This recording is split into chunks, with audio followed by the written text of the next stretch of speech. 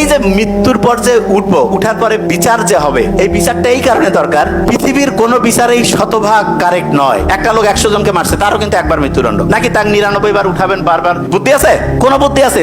যারা লক্ষ লক্ষ লোক মারছে, একবারে মৃত্যুদণ্ড। পরকালে আল্লাহ কি করবেন দেখেন, আপনাকে যখন জিন্দা করবেন, আল্লাহ না করুক যারা জাহান্নামে যাবে, আগুনের মধ্যে যে পুড়বে, শরীরের যে স্কিন আছে না, স্কিন, এই স্কিনটা প্রতি মুহূর্তে চেঞ্জ হবে। তো অনেকে মনে করতেছে বাবরে প্লাস্টিক সার্জারি বোধহয় করে দিবে। নো, আপনি শুনলে ভয়ঙ্কর। আমরা যে কষ্টটা পাই, যে সুখের অনুভূতি এবং কষ্টের অনুভূতি, এইটা আমাদের পেইন রিসেপ্টর বলে একটা জিনিস আছে, এইটা আছে স্কিনে।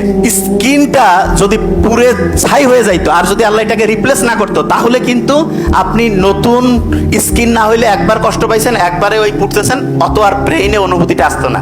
জাহান্নামে যারা যাবে, আল্লাহ আমাদের রক্ষা করো এখান থেকে, তাদের স্কিনটা প্রতি মুহূর্তে চেঞ্জ করবে, নতুন স্কিন। মানে আপনি চিন্তা করেন, একজনকে আমি লাঠি দিয়ে যদি এখন পায়ের মধ্যে আঘাত করি, একটু লাগবে। ঠান্ডায় যদি আঘাত করি, বেশি লাগবে না? ঠান্ডায় সকালবেলা যদি হাড্ডির মধ্যে আঘাত করি, অল্প লাগবে না বেশি? এমনিতে স্কিন পুড়লে তো কষ্ট লাগবে, আবার নতুন স্কিন, তাহলে ওইটা পুড়বে কি বেশি নাকি অল্প?